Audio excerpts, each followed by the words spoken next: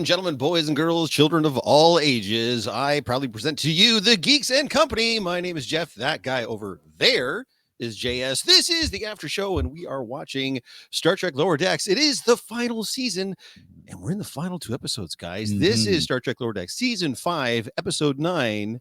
I believe this one was called Fissure Quest. If I'm not mistaken. And you called it. It's a 2-parter. It is a 2-parter. We get a big old fat to be continued at the end. I mean, it's the final 2 episodes of the entire show. It makes sense that it would be a 2-part episode.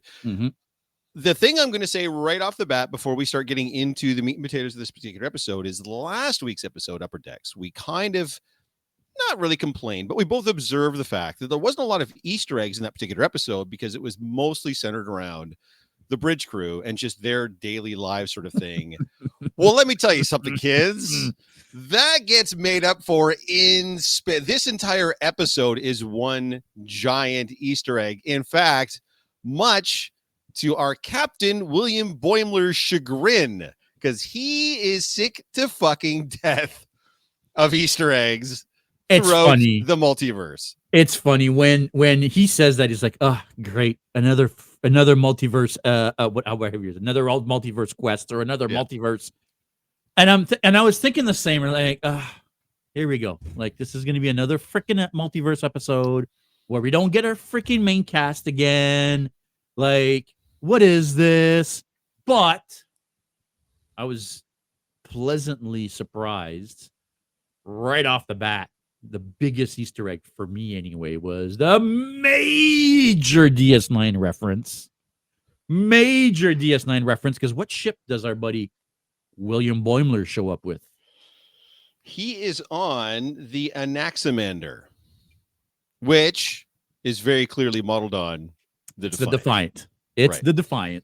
So the episode does start with our guys, and we get to see finally, after all the terribleness that's gone on for this entire run of the 5th season, we finally get a fully bearded and looking pretty good Boimler. We get our cast of 5 sitting at the table having a discussion. There is an oblique reference to the transporter clone. And if you remember, guys, I believe it was last season, we thought the transporter clone of Boimler was dead, but we learn in an after-credit scene that he was not dead, that Section 31 had nabbed him for a special mission. This is the episode we get to find out what that special mission for Section 31 was. In fact, if you're observant throughout the entire episode, JS, what's he wearing? He's wearing a Section 31 comm badge. He is wearing a Section 31 comm badge, and somehow he has been promoted to captain, and he is the captain of this ship. As I said, mentioned the Anaximander. I'm not going to lie.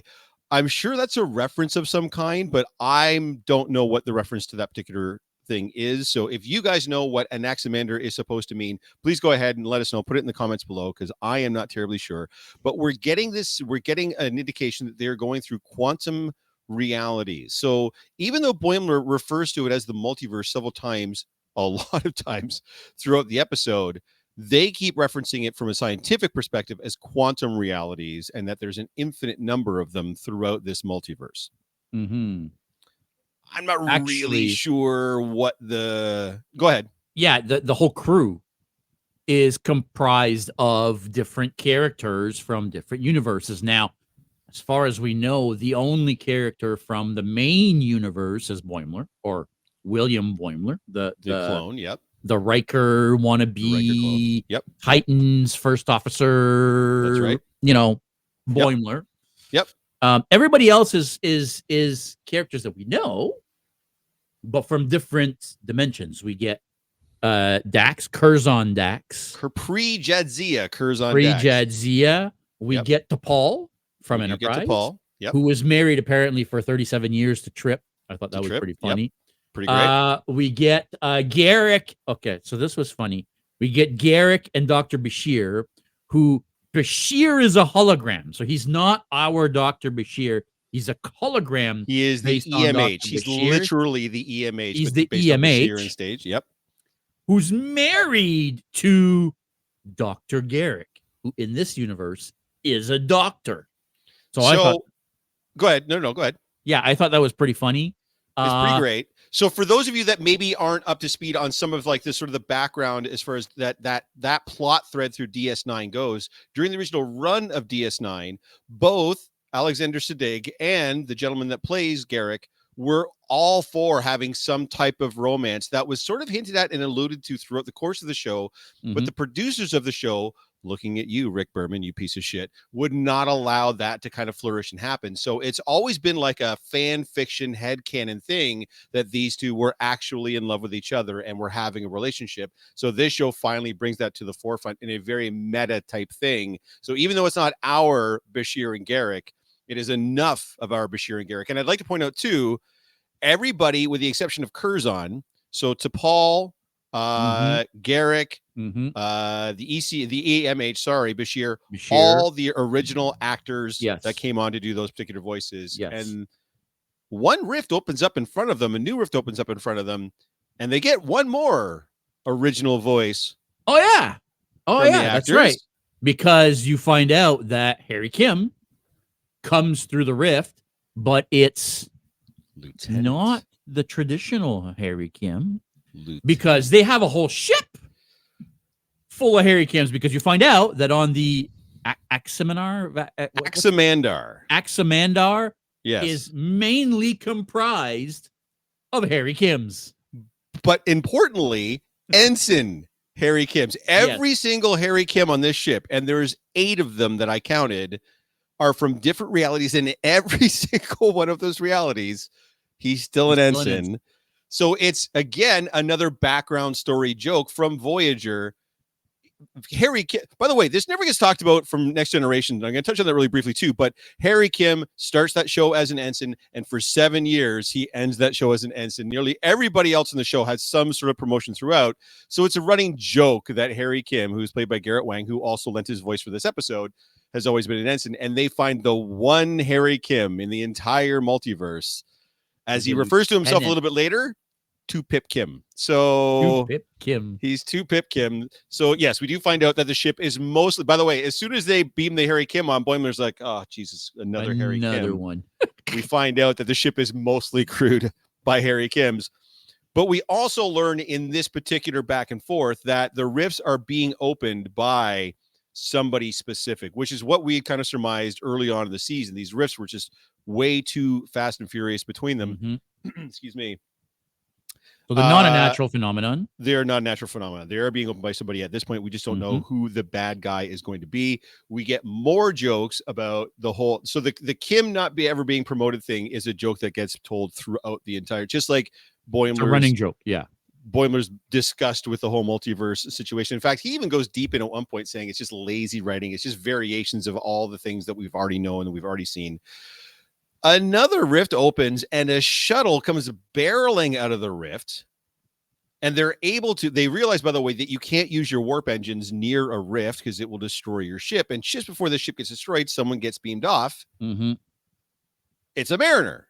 It's a Mariner. Not our Prime Mariner. No. It's a way different, attitudinally wise, very similar to our attitudinally, super not a word, going to use it anyways. Very similar to our Mariner, but one, she's an engineer. Super weird. Two, good engineer. She's a good engineer, but she's also 0 on the danger scale. Does not like missions, does not like transporters, does not like away missions, does not like any excitement whatsoever. I believe she said she just wants to stay back and tinker with like isolinear chips or Jeffrey's tubes or something. So kind of a, yeah, I mean, and I think she's almost there to really highlight exactly what Boimler's talking about. Like, this is just lazy. Like, it's just the opposite of the Mariner that we already know. We get into like a cafeteria of some kind where you are seeing some of these multiverse references. There is a Tuvix reference while everybody is having a meal, which again, I encourage you guys, we won't go into the whole Tuvix thing here because this would be a 45-minute episode. I encourage you guys to look up a Tuvix episode from from Voyager. Probably one of the best moral quandary episodes Star Trek has ever.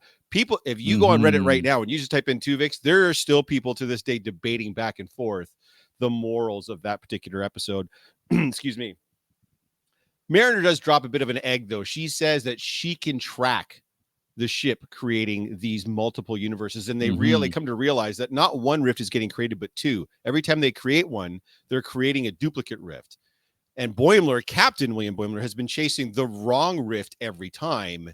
So now they figured out how to make it so that they open their own rift, and that will be the rift that whoever's making these is going to come through. Yeah. Excuse me. This happens. A ship comes through of a configuration we've never seen before.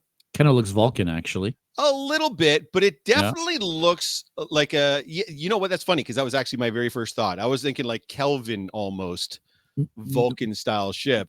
Well, yeah, but it really what it is it's pre-Earth warp ship. Correct. Actually, they don't even know what warp is because Zefram Cochrane in that universe didn't invent warp. He invented dimension jumping, or whatever they call it. They call it. What do they call it? I don't remember. I'm not going to lie. Yeah, it's not dimension jumping. It's quantum.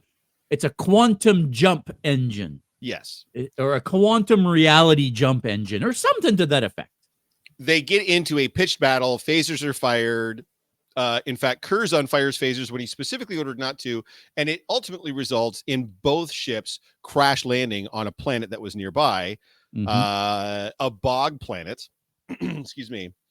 Garrick has been hiding the whole time, and just like on DS9, where they tease this huge backstory for Garrick that he was just a seamstress, he was just a tailor on DS9, but we all knew he had a more diverse background than that. He's not just a doctor. In fact, he says that. It's like, I thought you were just a doctor. I am a doctor, not just a doctor.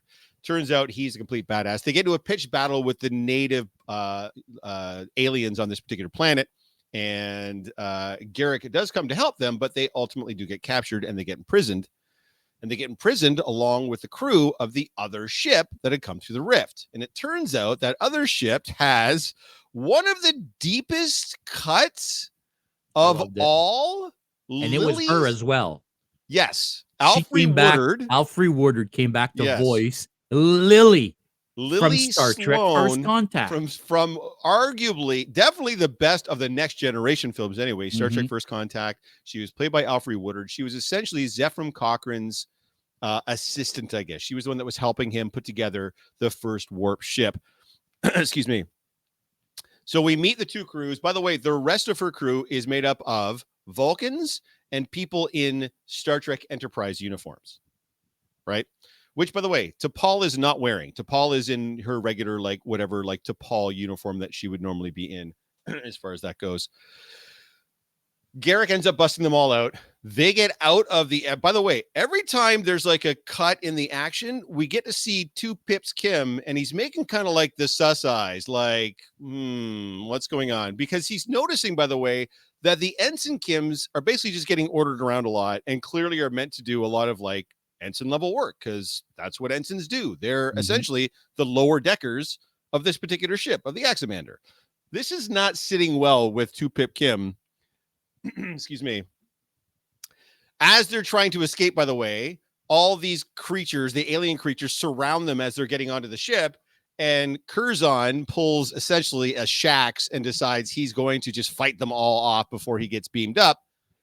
He does so. He's clearly a badass. By the way, we don't actually get to see this, right? It's all kind of happening off camera, off screen.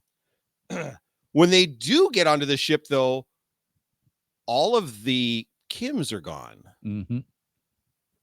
Two Pips Kim has absconded with the Beagle, by the way, which is the quantum warp ship. That's what it's called. I don't know why it's called the Beagle. Again, if you guys know, but do you know why it's called the Beagle? Well, the Beagle, because Captain Archer's dog was a Beagle. Thank you. See, so stupid. I didn't even put that together. I'm so dumb, right? I'm not going to lie. I didn't get all the way through Enterprise. I did watch like 2.5 seasons of it, but that's about as far as I could get with it. Excuse me. Lieutenant Kim has taken all the Kims with him. And we learn really quickly against their will. And he's like, no, man. Screw you guys. I'm taking you to my universe where they respect the Kim. They will two pip the Kims. You have to come with me. And the Kims are like, dude, you're crazy. The whole time, Lily, Alfred Woodard's character, is saying, we didn't get to complete repairs in the Beagle. Like, if he tries to pilot that through a rift, it's going to explode. He's going to fly it apart. Not only is it going to explode, but it's going to destroy all of the universes, not just this one. Like, it's going to ripple through space-time, or whatever they call it, and it's going to destroy the multiverse. And as they're going through this, by the way, Curzon does make his way back on the ship, goes to kind of get them into some sort of a warp jump, and they realize that he's actually been wounded. And it turns out pretty darn badly. Throughout the course of the episode, by the way, him and T'Pol have had this very Spock Bones sort of very adversarial relationship. Curzon is taken to the medical bay. Both Garrick and Bashir just figure out there's nothing we can really do for him. He's just going to die, and the symbiote's going to die with him. And T'Pol takes Dax's Katra, a la Spock in Wrath of Khan, and then Searcher Spock, takes all of Dax's memories, and Curzon, Dax, and the symbiote, they both die, essentially, but all of their memories have been absorbed by T'Pol in this case, and she promises them that she will take them back to his reality, to Dax's original reality, wherever that's going to be. I don't know how they're going to be able to do that. Excuse me. The Kims on the Beagle are sick of 2-Pip's shit and like, no, we're done, and they beam out. So at the end of the day, it's just 2-Pip's Kim. The ship is literally flying apart. He does manage to open a rift, which looks like just all the other rifts that have opened up this show. But then the ship literally completely flies apart, excuse me, and is destroyed. And when it's destroyed, something real fucking bad happens. Yeah, the rift changes completely. It goes red, and it starts tearing apart everything. And in this case, there some real sciencey shit happens. Essentially, Captain William Boimler is told it's the classic quandary. She asks him, do you have metaphasic shielding? And he's like, a deflector dish? Like, of course you have a deflector dish. She's like, well, she's like, we could configure it in this manner and blah, blah, blah. And we can send all of this to one dimension instead of all. And they're like, wait, so you want to kill a whole universe? And she's like, well, it's you kill one or you kill all of them. So it's your choice, right? You're the captain, bud. You tell me what to do. And what is Captain William Boimler That's where Boimler has the genius of idea and says, I know who can fix this. I'll send it to my reality because my Boimler will fix this problem. And they send... And my Tendi and my Rutherford, my guys on the Cerritos. By the way, as we've mentioned several times... They're the idiots of the fleet, lowest ranked ship in the fleet. He decides that his guys are still so good that they'll be able to figure this out. In fact, what he says is, as we're sending this through the rift, I've encoded a message for my duplicate in that reality. He'll sort it out, no problem, as long as he doesn't flip his shit and freak out. Yeah, he says, I've piggybacked a message from my Boimler. As long as he doesn't freak out, everything will be fine. And what happens in 10 forward? Well, yeah. So we go right back to the Cerritos, and they're all sitting in 10 forward, right where the show began with Boimler and his glorious new beard. Holy shit, we're all gonna die! And then he freaks out, and that's how it ends. Off camera, yeah. We get a big old fat to be continued. I mean, I could see you bubbling. Like, clearly this episode hit every fucking button you have. Oh yeah. This episode, bud, I when it started, I was like, here we fucking go again, right? Another stupid filler. Like, it's literally the second last episode, and we're getting another fucking filler episode with characters we don't even know or care about. Turns out I was completely wrong, because 10 seconds later I was like, oh, it's the defunct. Oh, look at this. Oh, look at that. So yeah, I thought this episode was a fantastic time. I thought that the way that they planted the Section 31 Boimler seed in last season tells me they clearly knew what they were doing. 100%. Obviously, season 5 was pre-planned ahead of time. They knew it was their last season. Or at the very least, this arc to bring Boimler in and through this multiverse chase was always going to happen regardless. Yes. Yeah. So I love that. I kind of wish we had found out a little bit more about where does this come from, right? How did you get all these different multiverse characters to join your crew and go after this ship? Right. We really didn't. it made it sound like it was a Section 31 ship, and that they were all Section 31 from the same universe. But then when you realize, oh, wait a second, he's not from a different universe. He's William Boimler. He's our Boimler clone. Yes. So, but everybody else is all from a collection of different universes. In fact, it's throughout the whole episode, Garrick and hologram Bashir keep arguing about whose universe they're ultimately going to live in as a couple. So even though they're lovers, they're not even from the same universe. Everybody's from a different universe. And I'll tell you what, I knew how happy you were going to be with this episode as soon as the bulk of the specific crew members were either directly from DS9 or tied into DS9 somehow. When Garrick showed up, Bashir, Dax, I mean, there's so many. Garrick really did it for me. When Garrick showed up, I was like, oh, yeah, here we go. Here we go. Yeah. I loved it. I like that this was a setup for the season finale. It was a two-parter, but really not, right? Because it was its own episode, and then it basically handed off to the Cerritos for the second part of the journey. I think it was fantastic. I, again, kind of wish some of these elements were earlier in the season. Fleshed out a little bit more. Yep. You know, so that when we get to this point, we know a little bit more about what's going on and who these people are. And there's a lot of fantastic, like, directions that you could go with this concept, right? Like, absolutely. They could have done a whole season.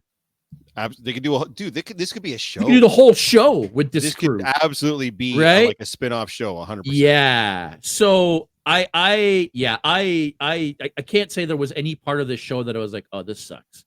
Like, it was beginning fantastic. To end, amazing. Yeah. The show ended and I was like, wait, what? It's already been 20 minutes? Like, what the fuck? Like, how did this just go fly by like that? I kind of wonder if it was a little bit intentional, like we said from last week, being so bereft of Easter eggs and references, and this show was nothing but Easter eggs and references. Yeah, every word out of everyone's mouth. Oh, you'll know my Boimler's a real Starfleet nerd. Like Archer was a Starfleet nerd. Yes, he was very much a Starfleet nerd. Like so many just oblique little references. Like I said, I didn't even get the whole Beagle thing, and you picked up on it right away. So like everything in this episode was a reference, and yet it still didn't feel like some quippy joke fest. No, it still felt like a very, very Trek episode, basically from start to finish. I even loved how they had, like you're saying, it would have been nice if they'd had a more opportunity to flesh everything out, but at least they had Boimler himself doing this really nice exposition narrative for each character as they were introduced on the ship. So we knew sort of like that's Curzon before Jadzia. That's T'Pol, who was married to Trip for 63. Like, at least we got some exposition as to who each of these individual characters were from the realities they came from. I thought that was really well done, as opposed to trying to give us like weird offshoot flashback scenes of each of those characters, because it just would have bulked the show out too much. The pacing on this show was brilliant. There was never really, like you said, there was never like a lull where I was like, oh, this segment, like this is trash. Like everything was fantastic. So even down to the reveal, as soon as it was revealed that it was Lily and this old ship and that they were doing it sort of unintentionally, part of me expected me to be like, like I wanted what Boimler was complaining about earlier, like what mirror universe, multiverse, lazy writing piece of shit carrot, like evil Picard or whatever. What are we going to see? And in the back of my mind, I'm like, I would fucking love this as evil Picard. But so I expected to be kind of disappointed when it turned out it was just like another ship and they didn't know what they're doing. But I super wasn't. I was still on board with the whole thing. So kudos. One thing we didn't discuss is if Boimler makes the point that they're just another Starfleet, but instead of exploring space, they explore dimensions. Yeah. For them, meeting new alien races is great, but it's all about discovering humanity. Right. And that's why they travel the multiverse, to really see and understand what humanity is capable of. And like Lily says, they are capable of anything.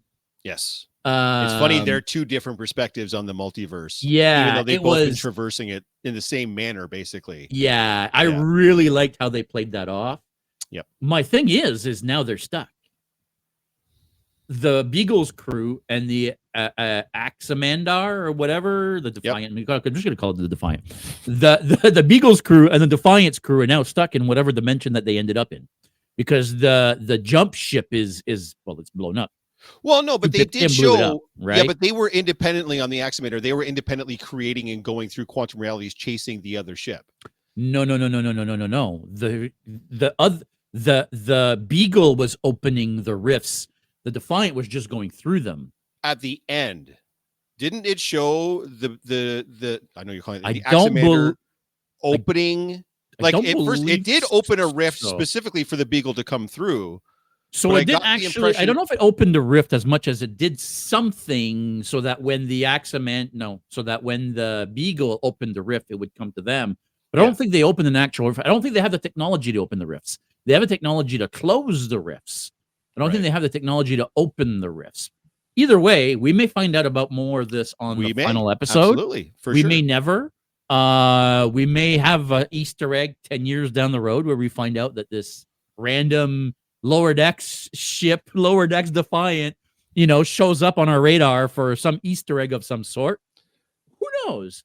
But guys, I'm curious your opinion. What do you guys think? Do you guys think we're going to get some more of the Axamander crew in the final episode of Lower Decks, or do you think that purpose has been served, the message has been sent, and now all of the next episode, the final episode, will strictly take place in the Prime universe, and we're never going to see the Axamander crew again? Put your opinion down below. I'm kind of curious. JS is thinking that we're not going to see them again. I wouldn't be surprised if we do see them in that final episode in some way, shape, or form, especially since it's a two-parter. I'm sure they had everybody already pre-record their lines.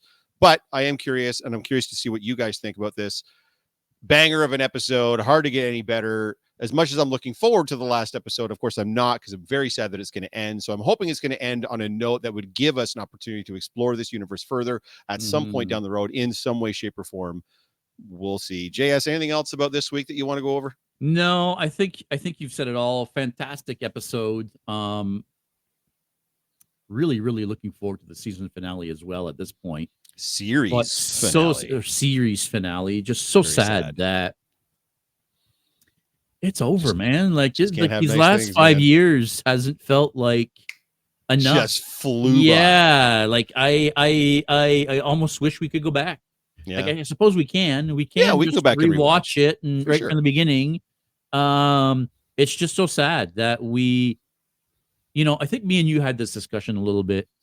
I think a few months ago, maybe even last year, how a lot of the newer Trek has been quite, I don't want to say divisive, but there's either been people that love it or people that hate it, right? Whereas before, people would everybody loved Trek, right? Trekkies were Trekkies. It didn't matter what came out.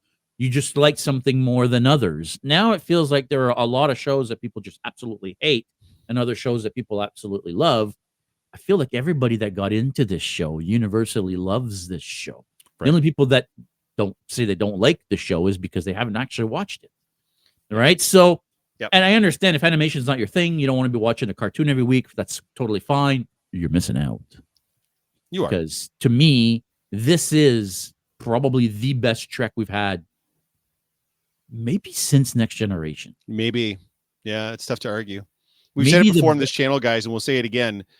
This show would work as a straight up comedy without being based on Star Trek. And this show would work as a straight up Star Trek show without having any comedy. That's how you know how good it is, how well it's written, how well the world's been built out, how well the characters have come together, how well the different plot lines have been sorted through. It just works. It just works on every level. Because even when you've got an episode that's a stinker, it's still an entertaining episode. I may not have laughed out loud, but there was still entertainment throughout the entire episode that I enjoyed. So I'll tell you what, guys, if you have a chance, go back and watch JS and I do an after show for the final episode of the 3rd season of Star Trek Picard, and you'll get to see 2 middle-aged men crying on YouTube. If you would like to see that again, go watch that first, and then maybe tune in next week, because I have a funny feeling as we watch that final episode, we may get emotional.